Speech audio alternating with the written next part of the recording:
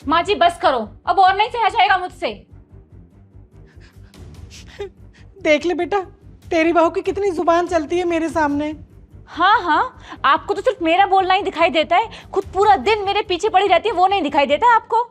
अरे बस करो तुम दोनों, रोज रोज की चिक चिक चिक चिक। अरे तंग आ गया हूं मैं तुम दोनों की इस रोज की चिक चिक से। अब आपकी सुनूं या इसकी सुनूं? देखो माँ जी, अब है ना बहुत हो गया। मुझे ये बताओ, आपको इस उम्र में क्या चाहिए? आपको 2 टाइम का खाना मिल जा रहा है ना, आपकी सेवा हो रही है, तो चैन से रहिए ना। देखो माँ जी, 2 टाइम का खाना खाओ आराम से, भगवान का नाम लो और हमें भी चैन से रहने दो।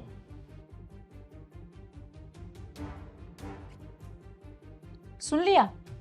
ये सुनना था ना आपको? मिल गई तसल्ली?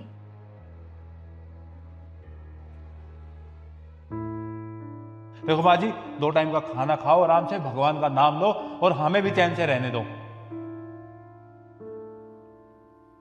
क्या क्या 2 टाइम की रोटी के सिवा इंसान को कुछ नहीं चाहिए होता?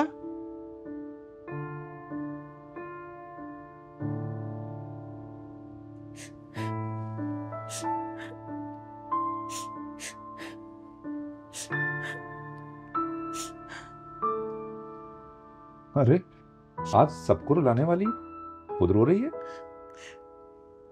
क्या मतलब है तुम्हारा? अरे नहीं नहीं कुछ नहीं, बस मैं ये पूछ रहा था कि हुआ क्या है, रो क्यों रही हो? आज तुम्हारे बेटे ने मुझे इतनी बड़ी बात बोल दी है कि मैं क्या बताऊं। आप कुछ बताओगी भी या नहीं? तुम्हारे बेटे ने बोला है कि बस 2 टाइम की रोटी खाओ और भगवान का नाम लो। कितना कितना बदल गया है ना संजू।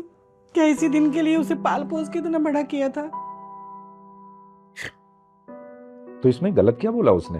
ठीक ही तो कहा है। अरे इस उम्र में माँ बाप को 2 रोटी मिल जाए चैन से, और क्या चाहिए? ये क्या बोल रहे हो आप? अरे आप भी बहू और बेटे का साथ दे रहे हो। साथ नहीं दे रहा हूं।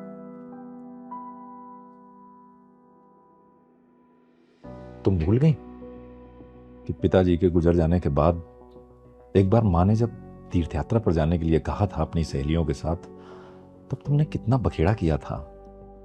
और घर का माहौल खराब ना हो इसलिए मैंने भी माँ को जाने से मना कर दिया था। और अपनी छोटी छोटी सी जरूरत की चीजों के लिए कहने में भी माँ कितना झिझकती थी। और मैं इस डर से तुमसे कुछ नहीं कहता था कि तुम्हें कुछ बोलूंगा तो मेरा घर भी उजड़ सकता है। माँ चुपचाप बिस्तर पर पड़ी रहती थी और मैं बड़ी लाचारी से उसे देखता रहता था।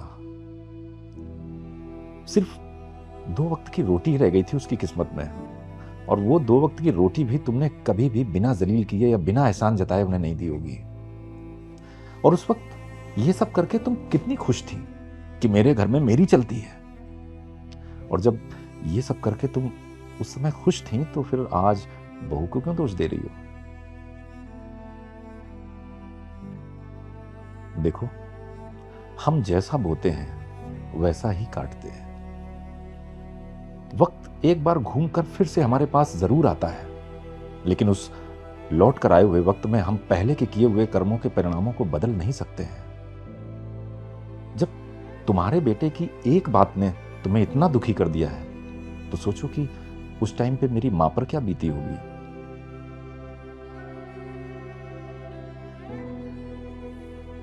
हम जब किसी को कड़वी यादें देते हैं तो उसके अनुभव के लिए खुद को तैयार रखना चाहिए, क्योंकि हम जो कर रहे हैं हमारे कर्म लौटकर हमारे पास जरूर आते हैं।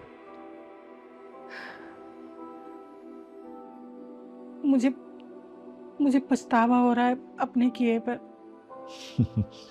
लेकिन अब इस पछतावे से कोई फायदा नहीं, क्योंकि अब तो तुम चाह कर भी उनसे माफी भी नहीं मांग सकती।